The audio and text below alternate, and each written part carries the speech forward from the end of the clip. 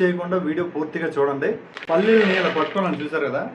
So ముఖ్యంగా ఈ technique ఏంటంటే కోతులు పట్టే వాళ్ళు ఒక టెక్నిక్ని వాడతారండి. వాళ్ళు ఏం చేస్తారంటే ఇలా ఇరుకుగా ఉండేటువంటి డబ్బాల్లోని కొన్ని పల్లీలని తీసుకుంటారు. పల్లీలని తీసుకునేప్పుడు ఏం చేస్తారంటే ఈ పల్లీలను చూసి కోతులు పరిగెత్తుకుంటూ వచ్చి అవి ఇలా చేయి పెడతాయి. సో ఇలాంటి కోతులు ఈ రకంగా పట్టుకున్నప్పుడు యాక్చువల్గా ఇప్పుడు పట్టుకున్నప్పుడు చేయి బయటికి రాదు.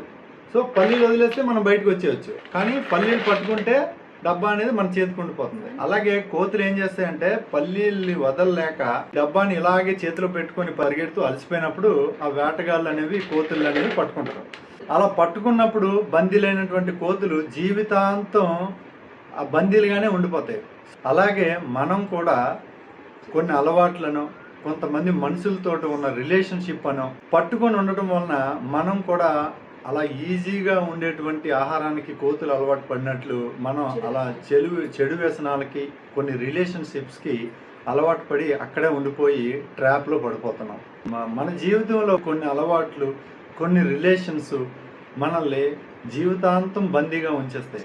సో ఆ కోతి ఏ విధంగా అయితే ఈజీగా ఆహారాన్ని వదలలేకుండా పట్టుకోవడం వలన ఎలా అయితే బందీ అయిందో, యాక్చువల్గా ఆ కోతి ఆ పల్లీలను వదిలేసినట్లయితే ఎవరికి బందీగా కాకుండా స్వేచ్ఛగా తిరుగుతూ తన ఆహారాన్ని తను సంపాదించుకునేది, తనకు నచ్చినట్టు బతకగలిగేది. అలాగే మన లైఫ్ లో కూడా ఇలా బందీలుగా ఉండేటువంటి కొన్ని చెడు అలవాట్లను, కొంతమందితో ఉండే రిలేషన్షిప్లను పట్టుకొని ఉండటం వల్ల మనం కూడా బందీలుగా ఉంటున్నాం.